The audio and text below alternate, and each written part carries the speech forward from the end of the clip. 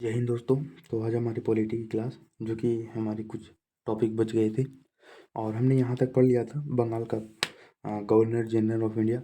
और ये हमारा हो गया था जो पिछली वीडियो हम नहीं देख पाए तो वो देख लें। और जिनको पूरी हिस्ट्री ज्योग्राफी पॉलिटी और स्टैटिक जीके इकोनॉमी की पूरी हैंड रिटन नोट इस टाइप की चाहिए तो वो इस नंबर पर मैसेज करना और वाईटी लिख देना। मैं आपको 40 रुपये में दे दूँगा पूरी नोट्स एकदम सेल्फ हैंड रिटन इस टाइप की शॉर्ट में। तो काफ़ी मेहनत लगी है नोट्स बनाने में, इसीलिए इतनी कम दामों में दे रहा हूँ आप लोग को। तो चलिए बिना देर करते हुए देखते हैं 8053 की चार्टेड एक्ट, जो कि ये चार्टेड एक्ट थी, ये अंतिम थी। और इसके बाद देखते हैं ये क्योंकि ये अंतिम थी और इस समय इसमें 6 सदस्य ब्रिटिश क्राउन चुनेगी। और इसमें 6 जो ब्रिटिश क्राउन थी जो 1857 की क्रांति के बाद जो इंडिया की कंपनी की राज खत्म हो गई थी उसके बारे में दिया गया कि ब्रिटिश क्राउन 6 सदस्यों को चुनेगी। तो इसमें उतना इम्पोर्टेंट नहीं रहता और इसमें थ्योरी रहता है शॉर्ट में, तो आप लोगों को समझने में भी थोड़ी कठिनाई होगी। तो इसकी आप पीवाईक्यू की बुक ले लेना, तो उसमें आप देखना इसकी सिलेबस दी रहेगी और उससे प्रैक्टिस करना क्वेश्चन, तब आपको समझ में आएगा कि हाँ कौन सा टॉपिक इंपॉर्टेंट है और किससे किस प्रकार की क्वेश्चन बन रही है। तो आप एक पीवाईक्यू की बुक ले लेना, जो अग्रवाल एग्जाम कार्ड की बुक है वो बेस्ट है, 1 नंबर, उसको आप ले लेना। तो 1833 में से 1853 तक ब्रिटिश टेरिटोरीज और बढ़ चुकी थी, की संख्या बढ़ चुकी थी। जो पहले सीमित थी और वो अब बढ़ चुकी थी। पंजाब से, पंजाब तथा सिंध, जो पंजाब है, पंजाब, जम्मू कश्मीर, राजस्थान, ये इधर से पूरा सिंध और उसके ऊपर जो अफ़गानिस्तान तक जाती है, पाकिस्तान, उधर तक पूरी बढ़ चुकी थी। ब्रिटिश ईस्ट इंडिया कंपनी के हाथों में चल गई थी। और जो लॉर्ड डलहौजी थे, इन्होंने डॉक्ट्राइन ऑफ लैप लाया, जिसे एक डॉक्ट्राइन एक्ट कहा जाता है। उससे ये बहुत सी टेररिस्ट को अपने इसमें शामिल कर लिया था और सिविल सेवाओं में खुली प्रतियोगिता की आयोजन की। कोर्ट ऑफ डायरेक्टर्स को नई प्रेसिडेंसी बनाने की अनुमति दे दी गई थी और यह अंतिम चार्टेड एक्ट थी। तो ये इंपॉर्टेंट है, जो 8053 की चार्टेड एक्ट थी ये अंतिम एक्ट थी। तो इसके बाद फिर 8053 में चार्टेड एक्ट से ईस्ट इंडिया कंपनी का शासन खत्म होता है और 1857 में सिपाही विद्रोह, जो 1857 की क्रांति हुई थी, 10 मई 1857 से स्टार्ट होती है मेरठ से, वो हम हिस्ट्री में अच्छे से पढ़ेंगे। ये जो विद्रोह हुई थी वो चर्बी वाले कारतूस की वजह से, जो अंग्रेजों ने जो कारतूस, जो बंदूक की गोली रहती है उसको ज़्यादा समय तक चलने के लिए उसमें कार्बन ना लगे उसके लिए ऊपर चमड़ा लगाया था, जो चर्बी और गाय की चर्बी की बनती थी।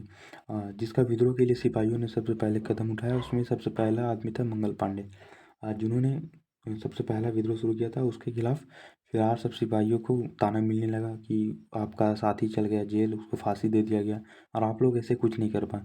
तो उसके खिलाफ फिर और सब आवाज़ उठाए, धीरे धीरे करते पूरे इंडिया में फैल चुका था। तो उसे हम जब हिस्ट्री में पढ़ेंगे 1857 की क्रांति, तब मैं आपको बता दूंगा फुल डिटेल में कि आवाज़ से कौन कर रहे थे। फिर रानी लक्ष्मीबाई, पटना की पीर अली, तो ये सब जो मोस्ट इम्पॉर्टेंट है वो सब मैं आपको बता दूंगा। तो फिलहाल तो फिलहाल अभी हम पढ़ रहे पॉलिटी, तो पॉलिटी में देख लेते हैं इंपॉर्टेंट। तो 1857 की सिपाही विद्रोह के बाद ईस्ट इंडिया कंपनी के शासन का अंत हो जाता है और कंपनी का शासन समाप्त हुआ। ब्रिटिश क्राउन, जो ब्रिटिश सरकार थी जहाँ की महारानी, उसके आरंभे भारत की राज्य शासन स्टार्ट हो गई थी। और जो 1600 ईस्वी में जो ईस्ट इंडिया कंपनी आती है और जो कि 1707 में औरंगजेब मरने के बाद से फिर अपनी हुकूमत चालू करती है इंडिया पे, और 1857 तक सिर्फ एक कंपनी राज करती है, ना कि अंग्रेज। वो भी अंग्रेजी ही थे पर एक कंपनी अंग्रेजी थी वो राज कर रही थी। लेकिन 1857 की क्रांति बाद ब्रिटिश क्राउन राज करने लगा था, यानी ब्रिटिश सरकार बन चुकी थी। और फिर जो ब्रिटिश क्राउन के अंतर्गत जो भी नियम आए या एक्ट आए उसको नाम दिया गया भारत शासन अधिनियम।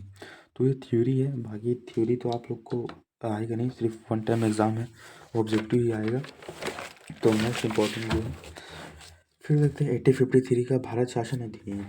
प्रमुख प्रावधान में आ जाता है भारतीय प्रशासन की नियंत्रण कंपनी से छीनकर ब्रिटिश क्राउन को दे दी गई थी, जो 1857 की क्रांति हुई थी।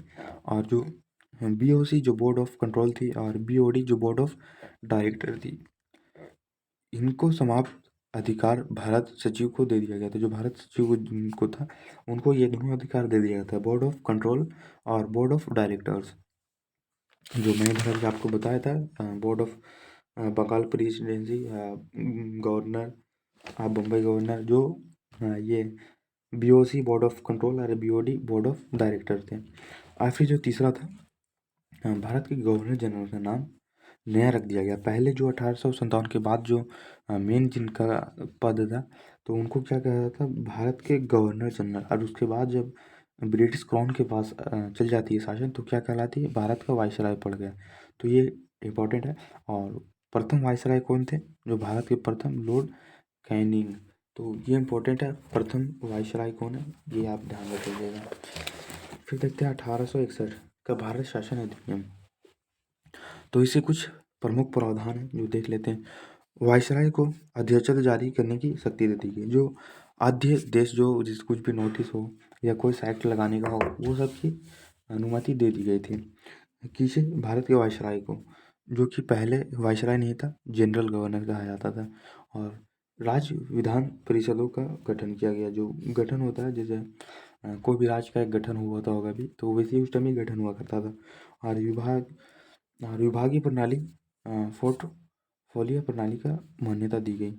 और ये सब सिर्फ थ्योरी है, ये सब समझने वाला नहीं है। बस इसमें जो पॉलिटी होती है, इसे ना के बराबर क्वेश्चन बनती है, 3 से 4। बाकी मेन क्वेश्चन हिस्ट्री, स्ट्रेटेजी के, ये सबसे ज़्यादा बनती है।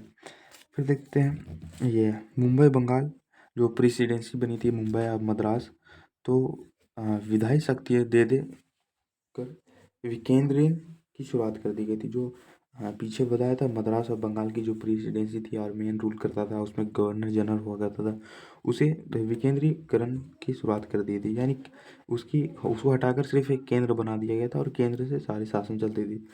फिर आ जाता है वायसराय की कार्यकारी परिषद में भारतीयों को गैर सरकारी सदस्यों के रूप में मनोनीत करने का अधिकार मिल गया। यानी पहले सिर्फ जो अधिकारी थे सिर्फ अंग्रेजी ही रहते थे, जितने भी कुछ भी सिर्फ अंग्रेजी, सिर्फ भारतीयों को सिपाही में रखा जाता था।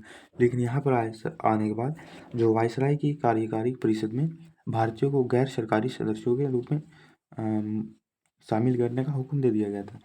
तो पॉलिटी है, तो काफ़ी इसमें दिक्कत होगी समझने में।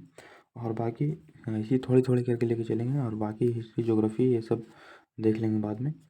और हिस्ट्री और मैथ, रीजनिंग जैसे सब्जेक्ट को आपको ज़्यादा ध्यान देना। तो आज की क्लास यहीं ख़त्म होती है, क्योंकि और भी सब्जेक्ट होता है, तो उसके लिए जीएस में जो मोस्ट इम्पॉर्टेंट है उसी करना है, बाकी सबको थोड़ा थोड़ा लेकर के चलना है। तो मिलते हैं नेक्स्ट वीडियो में, तब तक के लिए जय हिंद।